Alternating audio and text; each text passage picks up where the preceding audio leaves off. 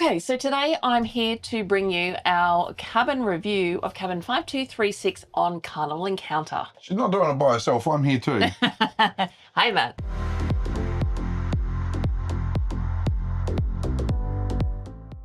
All right, so we have been in this room only for a short period of time, so it was only 3 nights.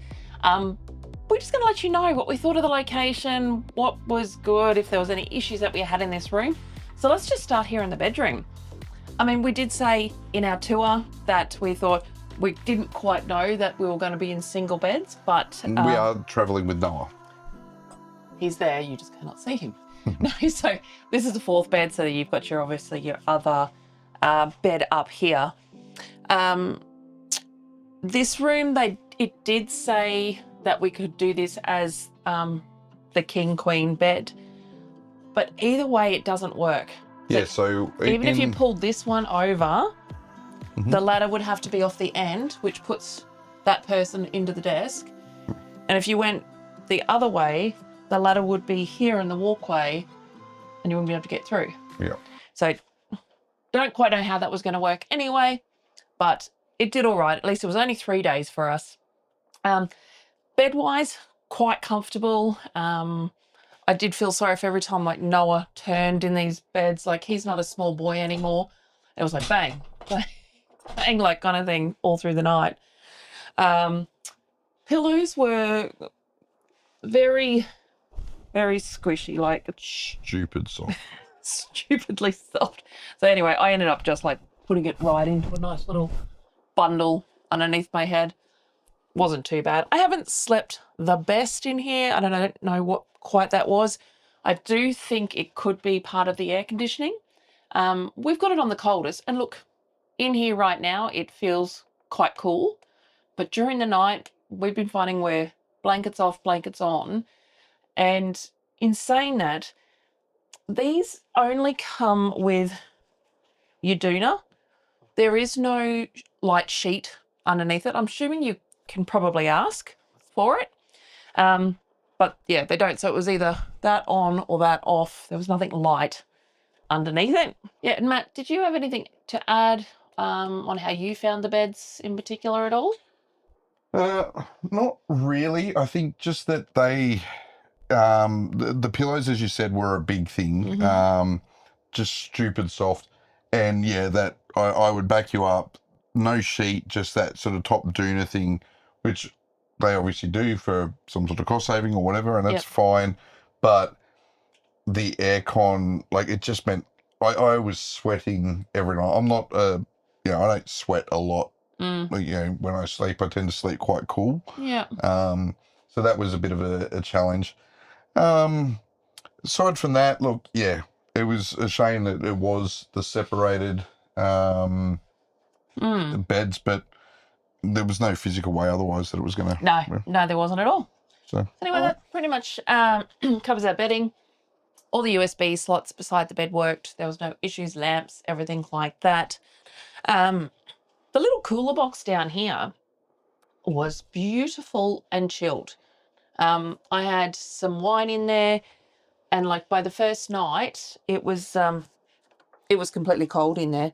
So we've had a drink in there since the first night, Deb, and those bottles of wine. How are they feeling? They are like super duper cold. Super cold? Super cold. So good fridge, that one. And I never had to worry about it overheating. So whatever the ventilation in that one works really well. Excuse the mess. We're kind of in the middle of starting to pack up our stuff as we head out of here tomorrow. Hairdryers work beautifully. Noah's used it a few times, I think. Not me. Not Matt. It was Noah. All the power worked. It was all good. Yeah, power worked. Didn't have any issues in any of that stuff. Which is actually a good point. The USB, I'll just tuck back over here for a sec. So the USB ports here both worked. They were fine in those lamps. And we've got 2 Australian ports over there, and they both worked. The US ports underneath, we tested them as well, and they were fine. Yeah.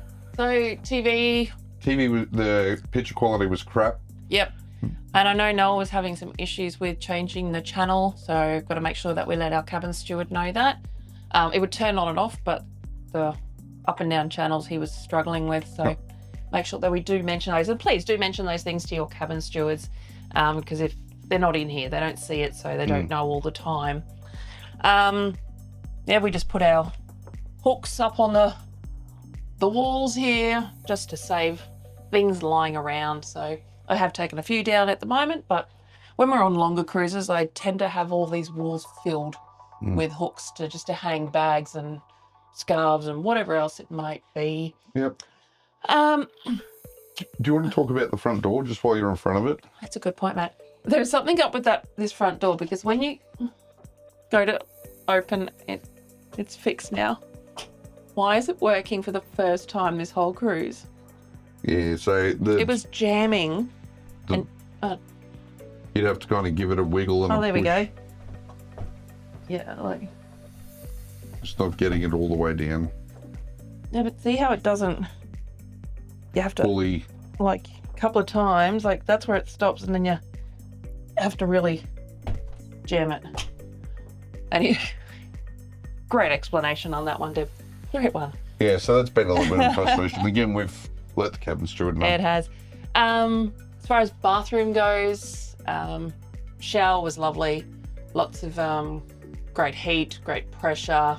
Had no issues with that whatsoever. Shower curtain. You know, no one, I can't say anyone absolutely would love them. I wouldn't think. No, and see, one of the issues I had with the shower curtain, I got in here one day and down here, so where my foot is now, there was a big puddle of water because just part of the shower curtain got caught on the lip down here, on this lip. And so the water was sort of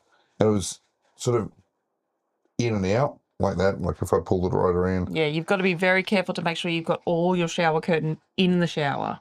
Yep. Other than that, everything was quite good in here. Everything's fine, yeah. We managed to make it work with the three of us. We did.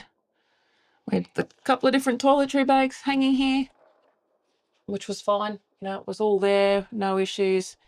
Everything was in our cupboard stacked nicely. It's half out, half in at the moment. While we pack, had plenty of hangers, didn't have to ask for any more there either. So you want to flip around and let's talk about location, Matt. Location? Let's talk about location. Well, I'll just point out quickly before we do talk about location is, so particularly on these short cruises, we tend to just find, like, we pull everything out of our packing cubes, throw them into the cupboard, and then we just kind of use the top up here as well as a bit of a dump spot. That's my dirty washing. That's the dirty washing. So when I'm packing, I can grab everything off that top shelf and pack it into my packing cubes, and then I pack my packing cubes into one light coloured packing cube and one dark. So when I get home, I literally take it out and throw that one in the wash. It's just a little tip right here. Alrighty, so Deb. Location. So we're on deck 5. Basically, if you are looking at the cafe and you walk through to where the Carnival Adventures is, and you just go around to the left, we're literally, 6-7 cabins down or something like that? Yeah, not very far. Not very far. Like, I think this location is a cracker. Yeah, we always say that about deck 5. We actually really, on this ship, Carnival Encounter, staying here on deck 5, really convenient access to the lobby, to the cafe, to the waterfront restaurant. So you've got the bars out. You've got a bar, you've got the sushi. There's only one deck up to Angelo's and then Dragon Lady as well. Entry to the theatre, the Marquee Theatre. Yeah. So it really is quite a convenient location to be here on deck 5. We really enjoy it. It's definitely probably one of our preferred spots. Yeah, 100%. First time doing an interior balcony, an interior cabin on this ship. Yeah. Sorry, not on this ship, but on deck 5. On deck 5, yes. And what we have found and we've commented on is that there is a little bit of noise, as we commented on before. So that noise that's been coming through from the Marquee Theatre during rehearsals and things. Generally, when you're out for the shows, you're out of the cabin during the day, it doesn't really matter. But the early morning, like 8:30 in the morning rehearsals, that's been a bit of a challenge.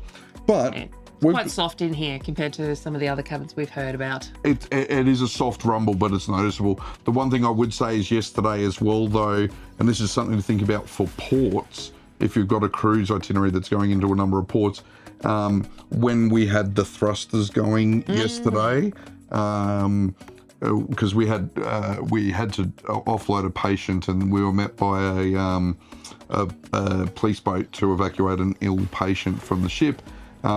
When those port thrusters went, it really was vibrating in here. There was a real And it'll be interesting grumble. tomorrow morning when we're stopping in port as well. Getting back to I think Brisbane, we'll get yep. that early wake-up call that way. Yep, definitely. Okay, so this has been our review of the cabin. What is the cabin number, Deb? Cabin 5236 on Carnival Encounter. We hope you've enjoyed it, found it useful. There is a number of videos on the screen now, including the full cabin tour of this cabin. Click on one of those. The algorithm loves it. Please hit the like and subscribe button as well. If you've got questions, drop them in the comments, and we will see you in the next video. See you soon.